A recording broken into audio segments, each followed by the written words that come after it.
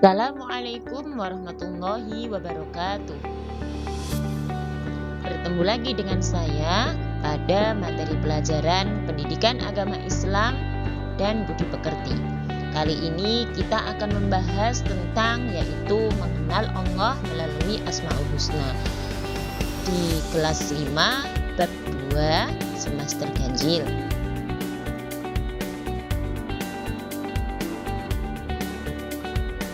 Tujuan pembelajaran pada materi ini adalah yang pertama, peserta didik mampu memahami makna Asmaul Husna Al-Qawiyyu, Al-Qayyum, Al-Muhyi, Al-Mumit, dan Al-Ba'is.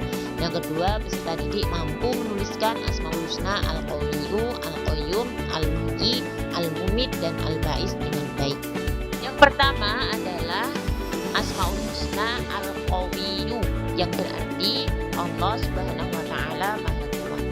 Dalam hal ini contohnya Allah Maha Kuat termasuk kekuasaannya, kekuasaan menciptakan alam semesta beserta isinya, mengawasi dan mengatur segalanya sendiri.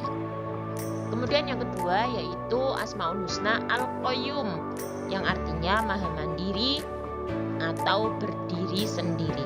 Allah di sini tidak membutuhkan siapapun, tidak membutuhkan apapun dalam menciptakan alam semesta. Beda dengan kita manusia. Kalau manusia membutuhkan orang lain, karena apa? Karena manusia itu adalah makhluk sosial, sehingga membutuhkan orang lain. Namun kalau Allah tidak membutuhkan siapapun, karena Allah Maha Mandiri atau Maha berdiri sendiri. Yang ketiga yaitu Al-Muhyi, yaitu Allah Maha menghidupkan. Allah yang menghidupkan manusia serta makhluk-makhluknya yang ada di alam semesta ini. Kemudian yang keempat adalah Al-Mumit. Setelah Allah menghidupkan makhluknya, kemudian Allah Al-Mumit, yaitu Allah mematikan makhluknya. Jadi Allah yang mengatur kematian setiap makhluknya. Allah telah menghendaki siapa yang akan dimatikan makhluknya, kemudian siapa yang akan dihidupkan, itu adalah ini kalau mematikan itu adalah Al-Mumit. Kemudian yang terakhir adalah Al-Ba'is, yaitu membangkitkan. Setelah Allah Al-Muhyi menghidupkan, kemudian Allah Al-Mumit mematikan, kemudian lagi Allah Al-Ba'is yaitu membangkitkan. Allah menghidupkan dulu, kemudian mematikan, dan kemudian membangkitkan. Jadi besok ketika di akhirat kita akan dibangkitkan kembali oleh Allah Subhanahu wa Ta'ala. Sebelumnya kita sudah memahami arti dari Asmaul Husna Al-Qawiyyu, Al-Qayyum, Al-Muhyi, Al-Mumit, dan Al-Ba'is.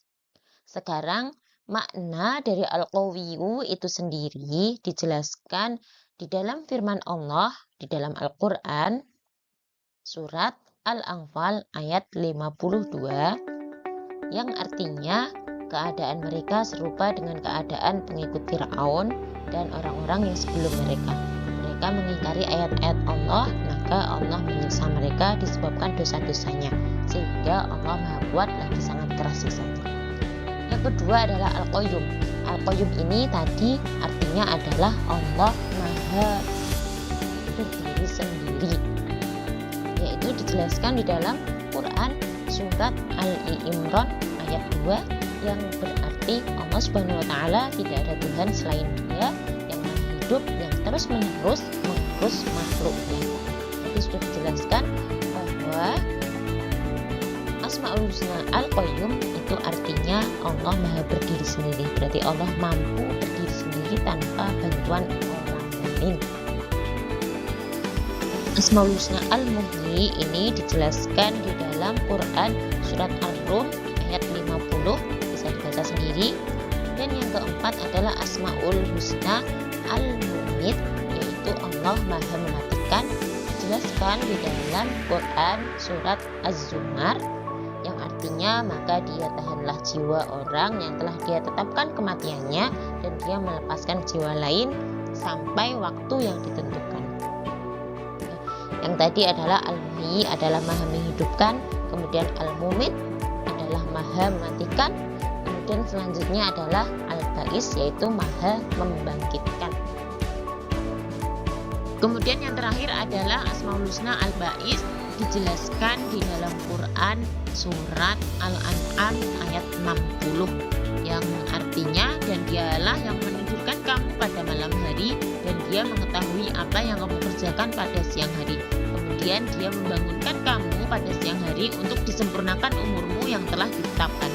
Kemudian kepadanya tempat kamu kembali, lalu dia memberitahukan kepadamu apa yang telah kamu kerjakan. Jadi Al-Ba'is ini awalnya adalah Al-Muhyi, Allah menghidupkan. Kemudian setelah Allah menghidupkan, manusia dimatikan, yaitu Al-Mumit. Setelah itu dibangkitkan kembali, yaitu Asmaul Husna Al-Ba'is. Selanjutnya cara penulisan Asmaul Husna. Yang pertama, menulis Asmaul Husna dimulai dari kanan ke kiri. Kemudian harus memperhatikan bentuk-bentuk huruf hijaiyah bersambung, bagaimana bentuknya ketika di depan, tengah, dan di akhir. Kemudian tata letaknya. Dan yang terakhir adalah jangan lupa diberi harokat atau syakal dalam penulisannya, karena dalam penulisan harokat atau syakal jika salah akan mempengaruhi arti dari Asmaul Husna tersebut.